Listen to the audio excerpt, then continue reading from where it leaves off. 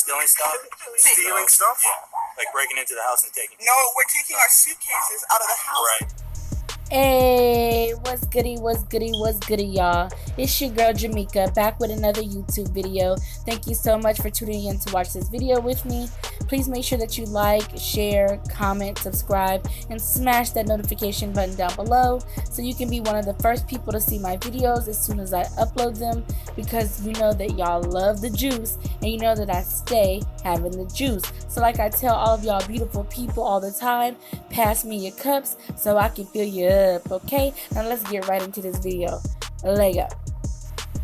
Now, it's sad that I have to do another story like this, but if you don't know about it, a young African-American young lady by the name of Donisha, this is her right here, her and a couple of friends were recently surrounded by a bunch of white Caucasian police officers who basically borderline harassed them and pretty much were asking them all these questions, even when they were giving the proof and the answers, and they were not aggressive or anything. You know, they were pretty much compliant. They were still getting questioned as to what was the problem.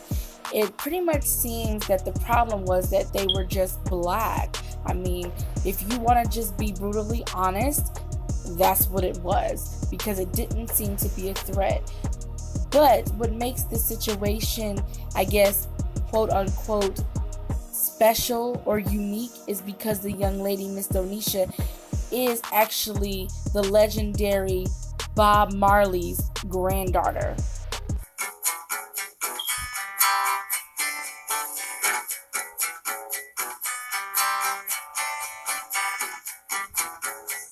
So, Donisha, first let's start here. This was last Monday, April 30th. You were checking out of this Airbnb, and it seemed, pretty normal, packing things up. And then what happened?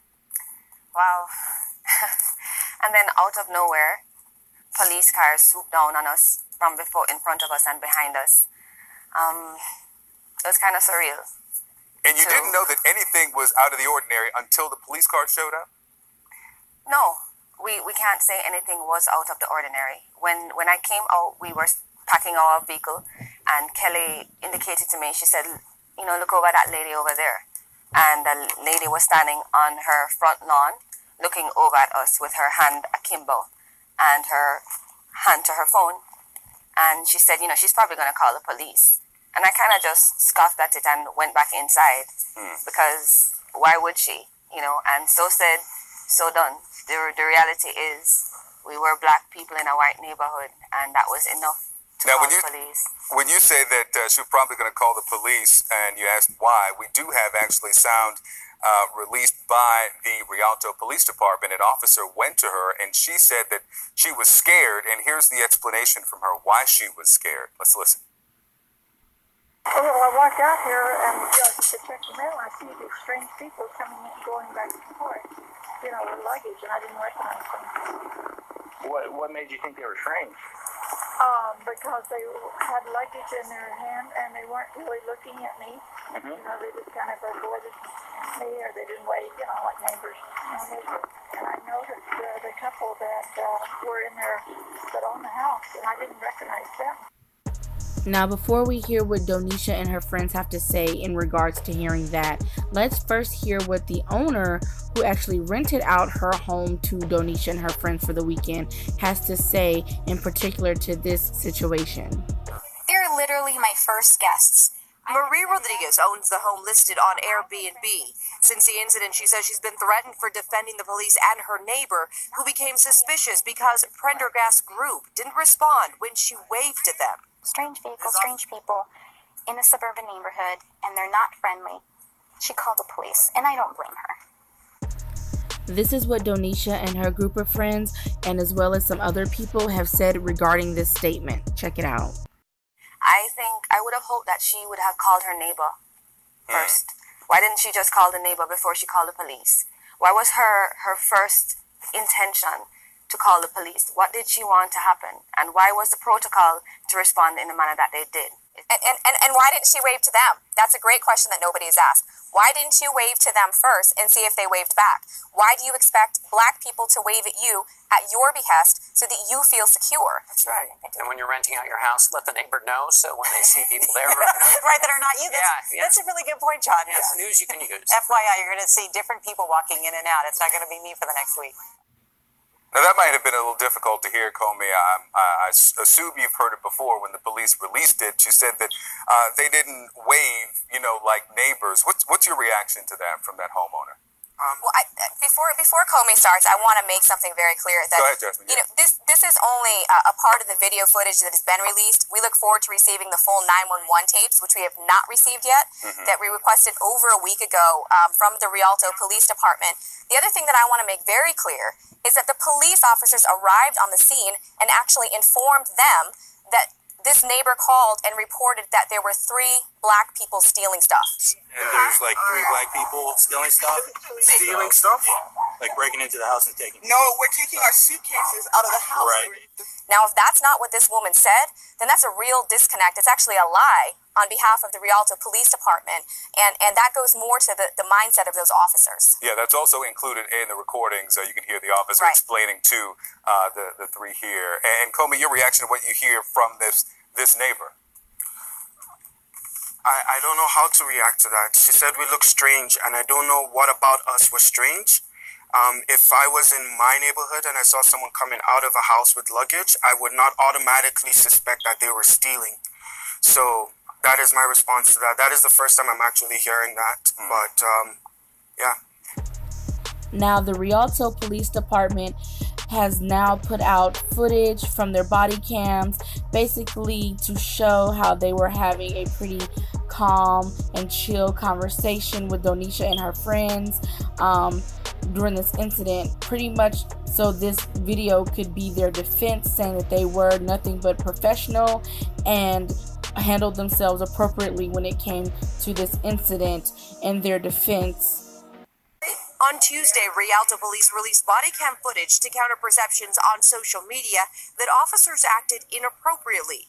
That video shows Prendergast and her friends moving around freely and joking with police. I'm going to call police.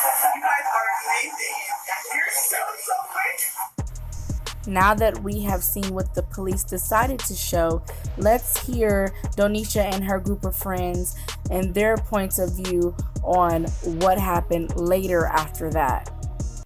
Kelly, you said, and I'm going to read this here because I want to quote you accurately. At first, we joked about the misunderstanding and took photos and videos along the way. About 20 minutes into this misunderstanding, it escalated almost instantly. What escalated? And tell me about that switchover. So before it felt like we felt like we were gonna be able to go, but the sergeant came, and so once the sergeant came, the mood and the energy changed completely. He didn't believe anything we were saying. He didn't believe the Airbnb app that we'd shown. He didn't believe the landlord that we had called, and the picture we were shown.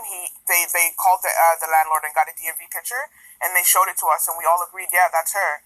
And the sergeant said, but of course they would say that. And so at that point, it just felt like everything was against us.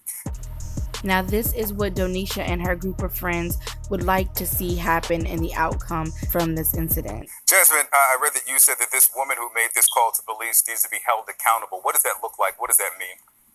Well, there's under California statute, there is a mechanism where if somebody places a false call to the police or makes false allegations that leads to this type of criminal investigation and detainment and a violation of constitutional rights, they can certainly do an investigation into this woman and hold her accountable. Now, it's not reasonable to see 4 people and one of them is right, but you only perceive 3 of those people to be suspicious, and those people all have black skin. You know, to me, the same thing that made them suspicious to this neighbor is the same thing that made Trayvon Martin suspicious to George Zimmerman. And that's wrong, and that can't continue to happen in our nation. What does accountability for the police department look like for you? Accountability for the police department would be, first of all, releasing the 911 tapes. Let's hearing about that. And secondly, I think based off of the call, the amount of force that they came in to come get us, for whatever reason, I think that needs to be addressed. I think that needs to be addressed, because once you get that much force on innocent people, if they do not have the courage to speak out at that very moment, their lives may be in danger. And I think that is something that that the government needs to look at, and the police force needs to look at as well. And Kelly, to you, in the intro to this, we talked about how many of these videos we're seeing online at Starbucks and Yale and LA Fitness and on and on. What do you think the resonance is, and what do you want people who at least claim they didn't know that these things were happening to black people on a pretty regular basis? What do you want people to do? What should the reaction be? To be allies and to step up for people if you see it's happening, and so we can stop the discrimination that's happening. I feel like everyone has a part in stopping this, and just learning that there's no such thing as being suspicious. You can't be suspicious because of the color of your skin, and so being able to step up, and for us a big thing was documenting it, and so being able to document these situations help us a lot. Alright y'all, that's a wrap on this video. Thank you for tuning in to watch it with me. Please make sure that you like, share, comment, subscribe, and smash that notification button down below so you can be one of the first people to check out my videos as soon as I upload them, because I know that y'all love the juice, and you know that I stay having the juice. So like I tell y'all beautiful people all the time, pass me your cups so I can fill you up, okay? Till next time, bye. Peace.